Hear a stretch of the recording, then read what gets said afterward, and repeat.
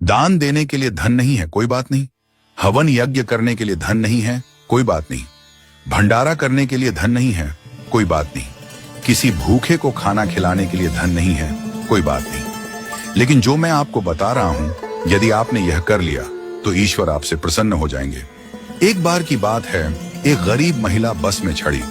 उसके कपड़े पुराने और फटे हुए थे, बाल बिखरे हुए थे और शरीर से वह कमजोर लग रही थी।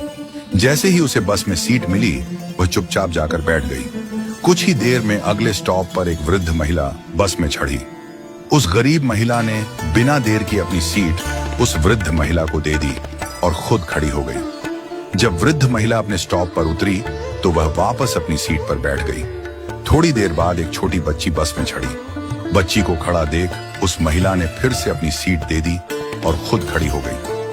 बच्ची का स्टॉप आने पर वह वापस अपनी सीट पर बैठ गई। इसके बाद एक गर्भवती महिला आई।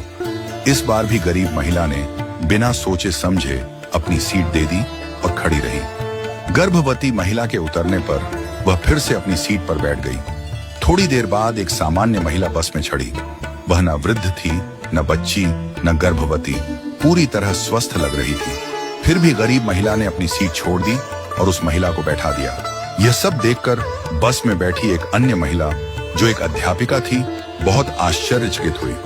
उसने सोचा, वृद्ध महिला, बच्ची और गर्भवती महिला के लिए सीट छोड़ना समझ में आता है, लेकिन एक सामान्य महिला के लिए बार बार सीट छोड़ने का क्या कारण हो सकता है। जब बस अपने आखिरी स्टॉप पर पहुंची तो अध्यापिका ने गरीब महिला से पूछा, बहन, मैंने देखा कि आप बार बार अपनी सीट दूसरों को दे देती हैं।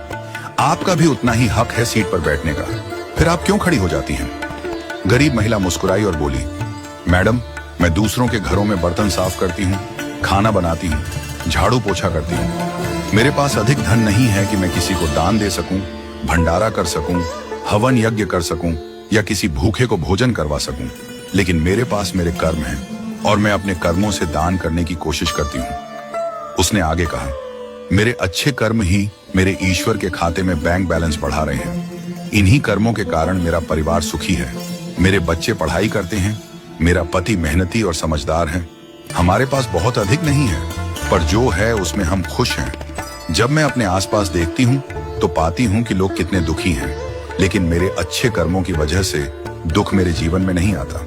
उस महिला की बातों से अध्यापिका की आंखों में आंसू आ गए। उसने कहा, मैं स्कूल में बच्चों को शिक्षा देती हूँ, पर आज असली शिक्षा तो तुमने मुझे दी है।